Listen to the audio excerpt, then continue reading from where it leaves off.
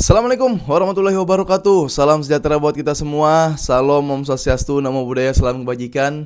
Balik lagi di channel YouTube Afif Safi, pakar bola momentaris sepak bola dengan kebahagiaan. Sebahagia kita melihat pertandingan Barcelona yang melakukan remontada di momen-momen krusial ya. Di momen krusial Barcelona membuat tim lawan menjadi sial ya. Nah, hari ini tentunya teman-teman, gua akan membahas seputar info tentang Barcelona. Karena Barcelona berpotensi kehilangan pemain penting.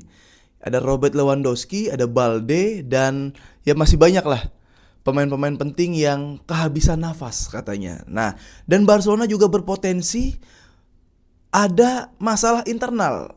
Ya, jadi kalau kalian nonton secara detail atau kalian lihat highlight atau video yang beredar, para pemain yang melakukan warming up tapi tidak dimainkan itu melakukan protes ya. Protes bukan maksudnya menjadi aksi demo, enggak. Protes kepada Hansi Flick gitu dengan cara mereka marah. Jadi ada video kayak Hector Ford marah, lalu juga ada Ansu Fati yang nendang minuman, lalu ke atas marah-marah. Setelah itu juga ada Ferran Torres yang ketika diganti ya dia terlihat tidak setuju dengan perlakuan yang dianggap dia. Menurut Ferran Torres lagi main, lagi oke, tapi tiba-tiba diganti sama Hansi Flick ya, walaupun hasilnya menang. Ya seperti apa nanti gua akan bahas ya, siapa aja yang sebenarnya kalau dibilang marah nih wajar, siapa yang nggak wajar gitu. Nah, gue juga mempreview atau memprediksikan pertandingan Real Madrid Athletic Club. Nah, ini Real Madrid Athletic Club ini sangat seru menurut gue. Kenapa? Karena Madrid ingin mengejar asa menjadi juara La Liga. Karena sekarang poinnya berarti kalau kemarin beda 4, 5, 6, beda 7 sekarang. Nah, sementara Athletic Club ini juga pengen berada di jalur Liga Champions. Kalau bisa peringkat 3 dia. Karena Las Palmas kemarin menang tuh lawan Atletico Madrid. Ya, jadi tren yang sangat positif. Biar bisa dibilang klub besar di La Liga ya, walaupun memang tidak menghancurkan dominasi Barcelona Madrid, tapi setidaknya berada di bawah mereka berdua. Itu target utama yang diinginkan oleh Athletic Club. Mengingat juga di pertemuan terakhir Athletic Club ini bisa menang lawan Real Madrid ya. Jadi nanti bakal gue ceritain rekor-rekor mereka seperti apa pertemuannya dan kira-kira seperti apa jalannya pertandingan ya. Kepleset gak nih Madrid nih kira-kira nih, atau justru termotivasi karena udah gak main di Liga Champions. Oke? Nah, selebihnya gue mau ngingetin sama kalian untuk selalu pantau video gue. Kita berteman sebagai Karbol Mania. Ya, gue juga mau doain kalian semoga semua dalam keadaan sehat walafiat. Yang lagi sakit diangkat penyakitnya, yang belum kerja semoga mendapatkan pekerjaan, yang udah kerja semoga semakin sukses ya, dari seluruh Indonesia, dari Sabang sampai Merauke. Yang lagi di luar Indonesia, yang lagi kerja juga menjadi pejuang buat keluarga dan diri sendiri. Semoga semua dalam keadaan sehat walafiat. Gue juga mau ngingetin buat kalian yang nonton video ini tapi belum subscribe, boleh silakan di subscribe kalau kalian suka dengan video ini. Karena di sini banyak teman-teman dari Karbol Mania seluruh Indonesia yang siap menjadi teman kalian. Ya, jadi Karbol Mania udah pasti subscribe dan tonton. Tapi buat kalian yang belum subscribe video ini, silakan di subscribe video ini ya. Gue senang sebelumnya dengan aksi yang reaktif yang dilakukan oleh Karbol Mania ya. Yang komen-komen di YouTube banyak banget. Ada yang komen pressconnya, Pedri bilang apa, Rafinya bilang apa, Yamal bilang apa. Terus ada yang bilang juga memang udah usang ya, strategi offset trap yang dilakukan oleh Hansi Flick itu sudah usang. Nanti itu juga akan bahas. Ini banyak juga ya pembahasan titipan yang berasal dari komen-komen kalian. Gue senang banget. Kalian kalau bola tuh atraktif football ya, kalian komen, kalian argumen, bagus-bagus argumennya, oke? Nah, sekarang kita bahas Barcelona. Seperti yang gue katakan, jadi ya, nih lu sepakat sama gue ya, di saat jadwal yang padat, di saat jadwal yang udah dibikin dari jauh-jauh hari sama La Liga, sekarang kita berada di posisi disuruh mengambil keputusan, disuruh mengambil pilihan. Lu mau nyerah karena kecapean, atau lu mau lawan rasa capek demi juara? Walaupun kalau ditarik lagi, gue udah bilang kan sama kalian, kayaknya Januari ya gue bilang ya waktu itu. Gue bilang Barcelona yang sekarang ini udah berjalan di luar ekspektasi. Ya. Jadi Barcelona yang dari sakit nggak langsung dia langsung lari sprint. Bukan pemulihan dulu, penyembuhan dulu, perbaikan dulu, langsung sprint. Jadi di luar ekspektasi. Nah, ini udah bonus banget buat fans Barcelona, khususnya buat gue ya. Permainan udah bagus, kualitas udah bagus, develop individu makin berprogres, luar biasa progresnya. Secara teamwork juga udah bagus. Ya kualitas kita udah punya. Sekarang berjalan di luar ekspektasi. Tapi sebagai fans kita realistis. Kita nggak treble juga nggak apa-apa. Cuma tidak kita pungkiri juga bahwa kita menginginkan yang namanya pencapaian, walaupun bonus nih, Liga Champions bonus, nanti si Copa del Rey bonus, La Liga bonus. Tapi dengan gini, ibaratnya ini ada jembatan. Ini ada jembatan yang menghubungkan satu pulau dengan satu pulau. Barcelona, ya gue udah seneng Barcelona sampai tengah aja sebenarnya gue udah seneng. Ya.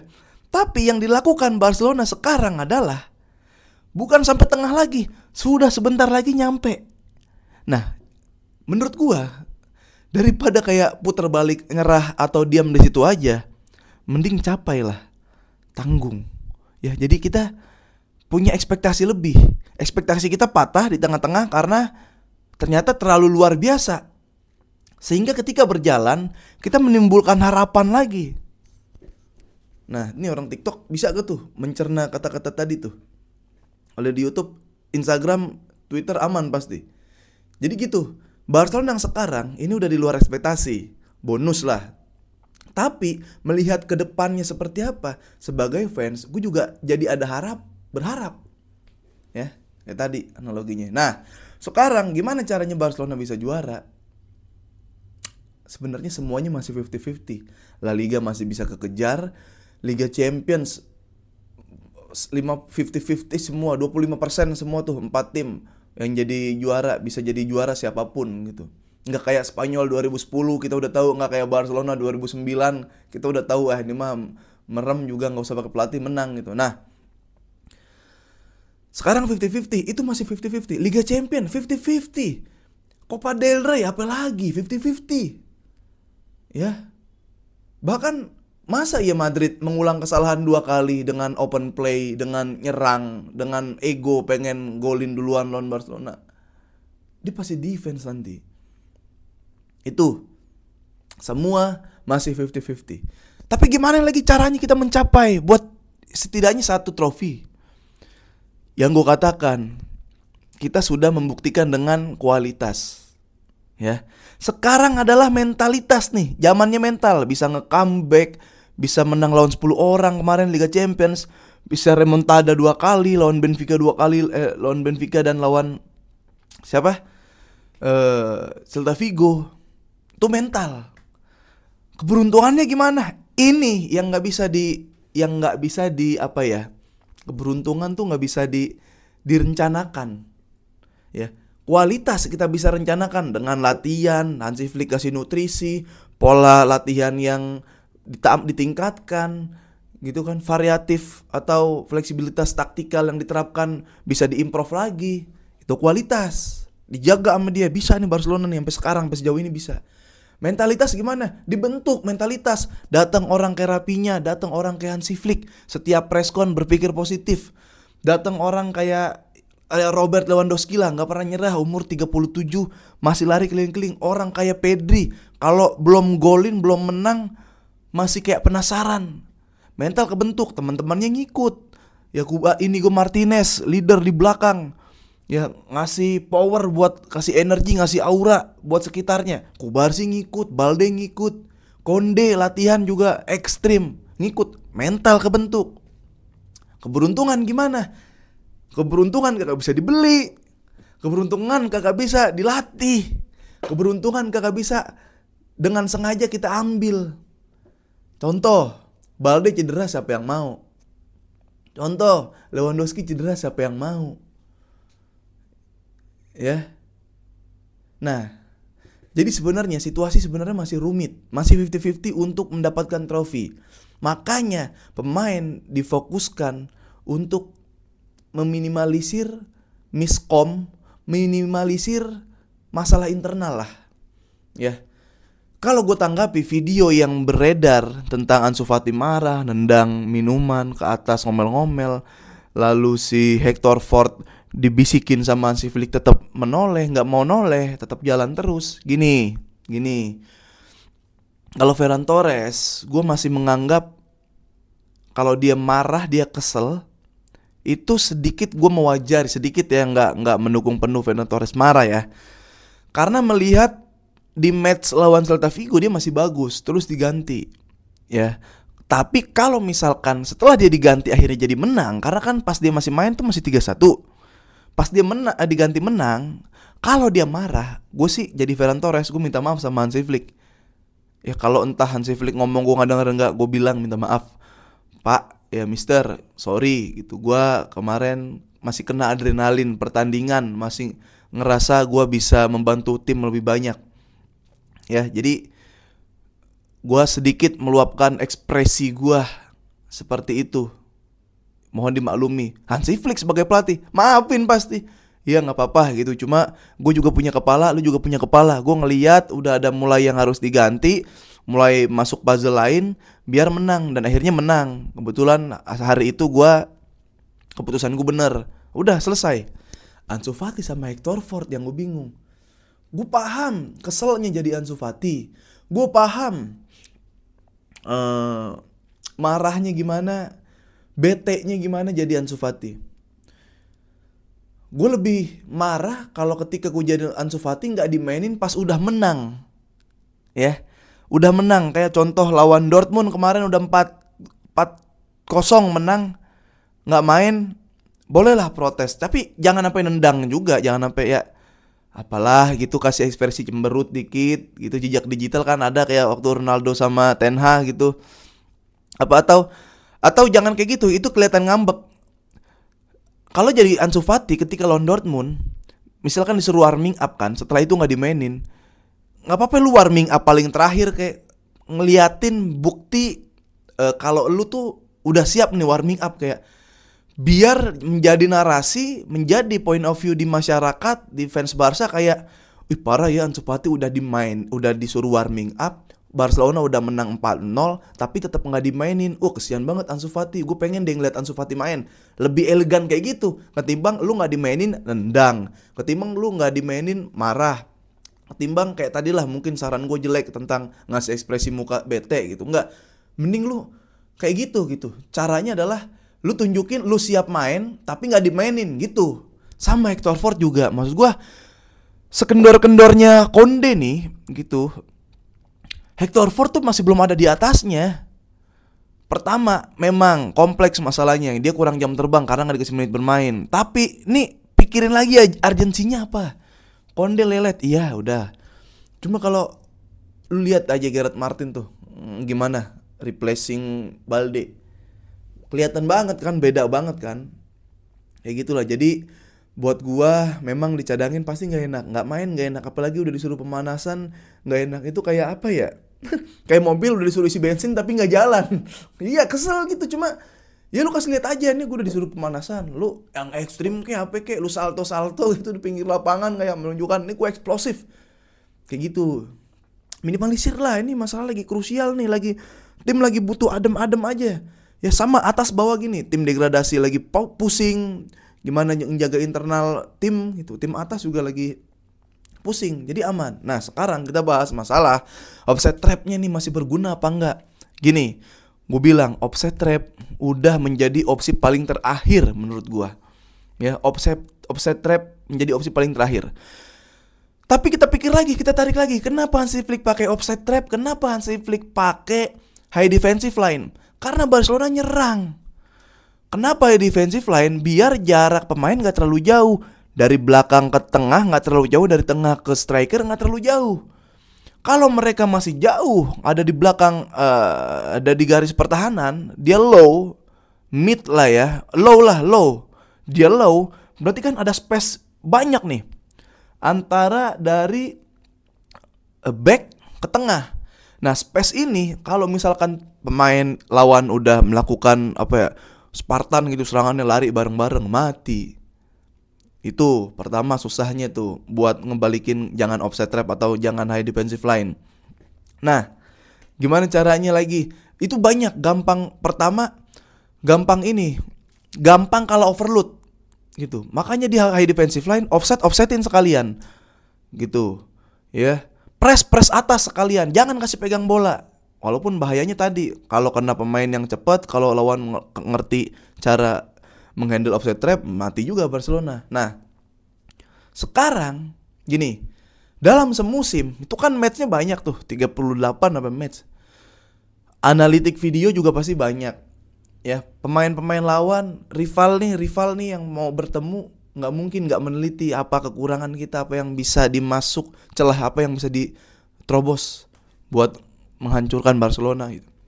Dan gue ngerasa kan cepet, adaptasinya cepet, upgrade timnya juga cepet.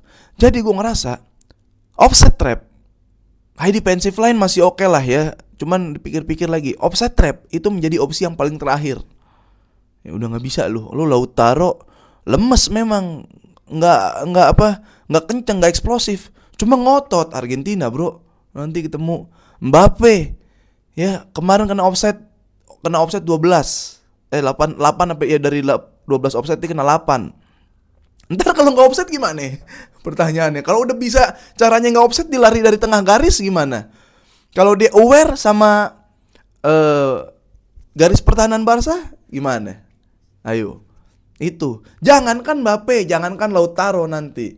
Lu lihat striker yang bisa hat-trick udah bukan striker top tier, bro. Guresi, Pavlidis, Borja. Itu kan bentuk dari kesalahan lini belakang Barcelona. Nah, memang agak susah ngakalinnya seperti apa. Kita punya back, Barcelona punya back yang larinya bukan pelan, tapi pelan banget.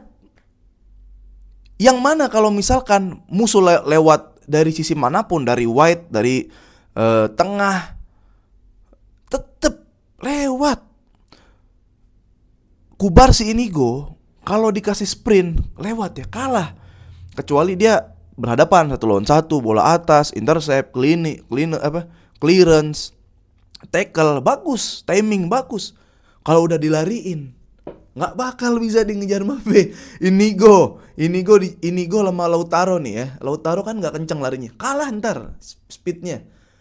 Inigo, aduh buru-buru Mbappe. Makanya di leg pertama, di match pertama La Liga sama di Copa del Rey ya emang Barcelona dominasi, bukan mereka yang lari kenceng. Bahaya itu, bahaya. Jadi gue ngerasa strategi offset trap bukan usang. Lawan udah punya antitesisnya, jadi di keep untuk opsi keberapa. Ya kalau lupa lawan mainin lah tuh gitu. Nah, high defensive line Barcelona nih punya, selain biasanya Balde, memang orang yang nge-backup Cubarsí Inigo kalau lagi counter, lagi enak attack, tiba-tiba kena counter. Orang yang ngambil tuh banyak gitu. Dulu Cancelo taruh di tengah kan, Dani Alves taruh di tengah, Jordi Alba ke tengah. Buat apa? Antisipasi kalau lawan melakukan counter attack. Jadi striker lawan sama back kita sama larinya. Ini kalau Cubarsí Inigo enggak dulu itu. Itu yang perlu dipikirin oleh Barcelona. Wah, udah panjang nih. Oke, Madrid Athletic Club. Ya, rekor pertemuan ya Madrid pasti masih menang gitu, tapi ini ada rekor bagus dari Athletic Club. Ya 2 match terakhir ya, dia laga tandang nggak kalah. Terus juga selama di 8 match dia juga belum kalah tuh. Athletic Club udah kalah belum? Belum. Nah, lawan Madrid di pertemuan terakhir dia menang 2-1 tuh skornya tuh ya. Jadi sementara rekor jelek Madrid main di kandang. Main di kandang Madrid udah kalah. Berarti 2 kali ya dia kalah tuh. Lawan Valencia, lawan si Arsenal. Itu udah kalah tuh. Ya jadi ini masih bisa ada peluang si Athletic menang. Masih ada. Ya terlebih kalau dia pasang Vazquez, Lucas Vazquez yang bilang 90 menit terasa lama di Bernabeu. Ya kita lihat aja lu gimana nempel si Nico William ya. Karena Inaki biasanya main babak kedua tuh. Superhero-nya ini nanti. Nah, ini 4-2-3-1 pasti Athletic Club Madrid bisa 4-4-2. Ya tergantung dia mau main defense. Gue juga apa ini? Adjustment apa ini yang dilakukan Ancelotti mengingat udah ngelepas Liga Champions karena kalah sama Arsenal 3-0 2-1 dan dia udah fokus pasti Copa del Rey dan La Liga. Fokusnya pasti terlebih untuk kedua liga tersebut. Dan apa yang harus dilakukan nih? Dia mau ngejar Barcelona, lu mau open play lawan Bilbao yang ternyata Valverde juga bisa defense pakai Bilbao ya, dan sayapnya ini juga kencang-kencang. De Marcos aja nih back sayap bisa lari ke depan cetak gol. Apalagi ada Nico Williams itu, apalagi ntar Inaki Williams. Itu. Jadi gue penasaran apa adjustment Real Madrid. Ya gue belum bisa tebak, kayaknya nggak dominasi ya. Valverde emang lebih ball position juga, tapi Valverde juga bisa bertahan. Jadi ini seru. Kalau media bilang banyak yang mengunggulkan si Real Madrid. Cuma Athletic Club masih bisa punya peluang untuk menang. Itu aja dari gua. Sampai ketemu lagi di review pertandingan-pertandingan selanjutnya.